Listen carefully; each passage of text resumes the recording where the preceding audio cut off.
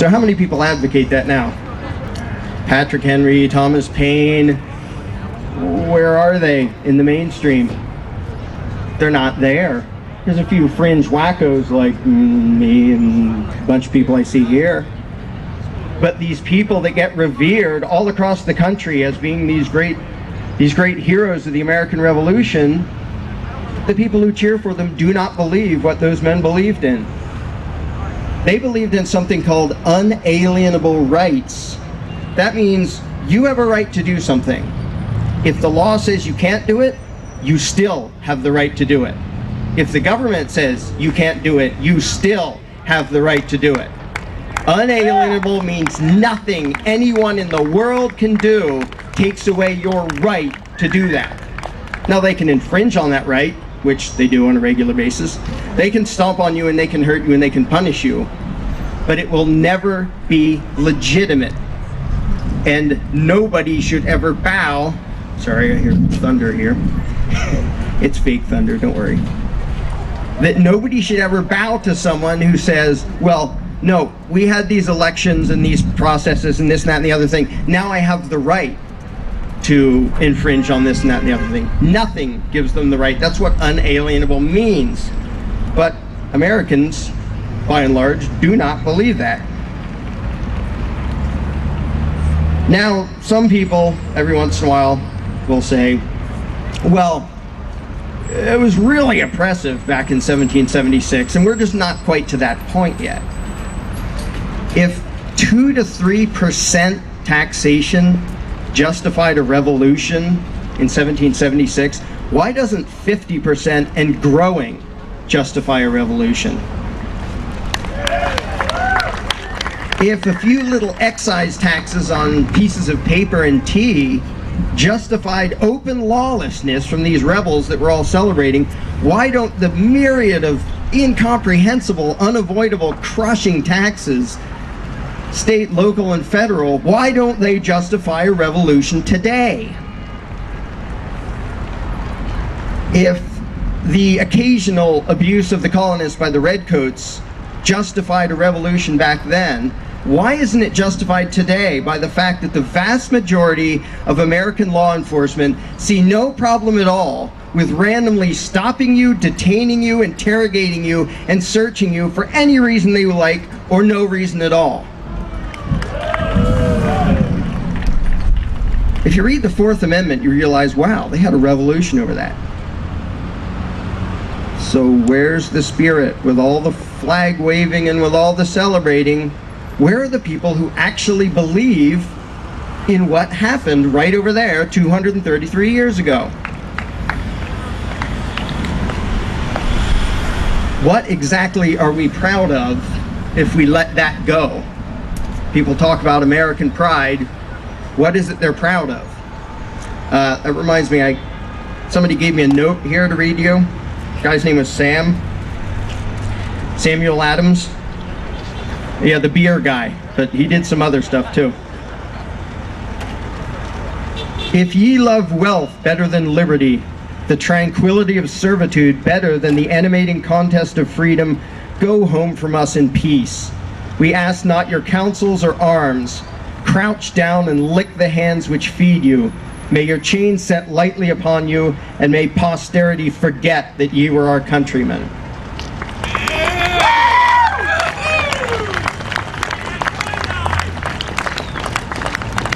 So what happened?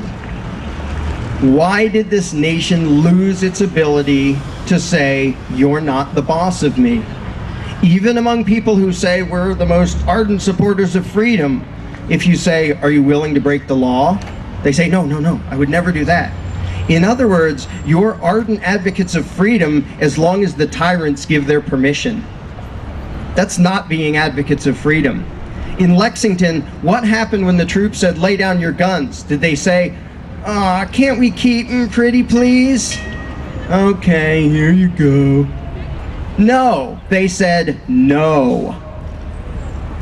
Where are the Americans capable of saying no? I'm not talking about voting and whining to your congressman. I'm talking about resistance. And I know even hearing about this makes a lot of people very uncomfortable, because the American people do not believe what the Founding Fathers believed. The problem is we have been trained for years and years and years to measure our worth based on how well we obey authority. Not on how we treat other people, not on what we produce, on how well we obey authority. Consider the example of the phrase, law-abiding taxpayer. People use that constantly, and what they mean when they say, I'm a law-abiding taxpayer, is, I'm a good person.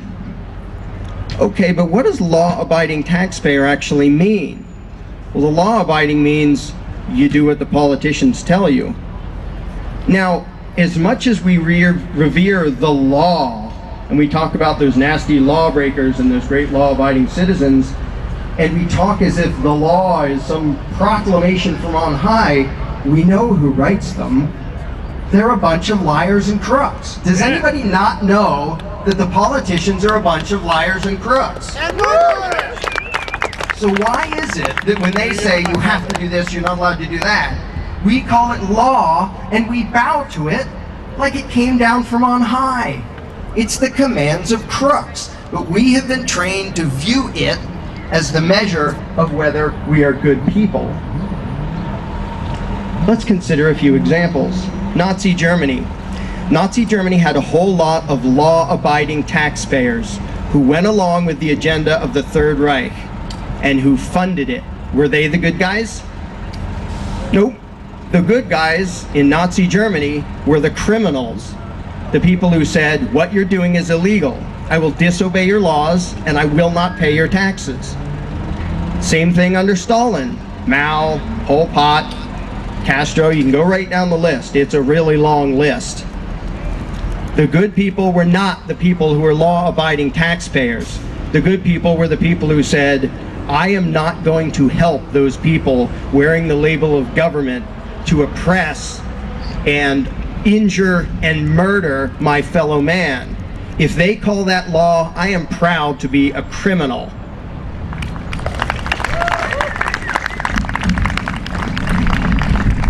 And as much as we revere the law, if you need politicians telling you what's right and wrong, something's horribly wrong. Here's a quote from Thomas Jefferson, because I just want to let you know, I'm not the first radical wacko to say these sorts of things. Rightful liberty is unobstructed action according to our will within limits drawn around us by the equal rights of others. I do not add within the limits of the law, because law is often but the tyrant's will, and always so when it violates the rights of the individual.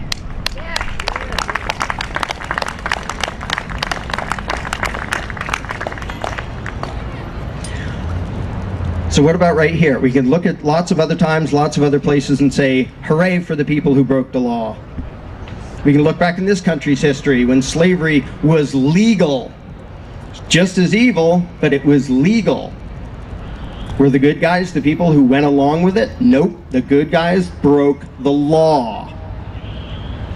And we can see that in this country, in the past, and lots of other countries, present and past. What about this country today? Do we really want to tell ourselves that, well, no, it's not okay to resist now, among other things? When people feel this moral obligation to obey the law, and they speak it as if it's some proclamation from on high, what exactly is your moral obligation to work really hard so you can give thousands of dollars to Obama so he can give them to international bankers? Yeah. Where is the moral obligation? Nowhere. Where is the moral obligation to fund whatever war any politician happens to say, hey, I bet if I do that it'll help my image? Why do we believe we have a moral obligation to obey whatever they call law? Here's a radical thought. You have a moral obligation to recognize and honor the rights of every individual on the planet, no matter what the law says.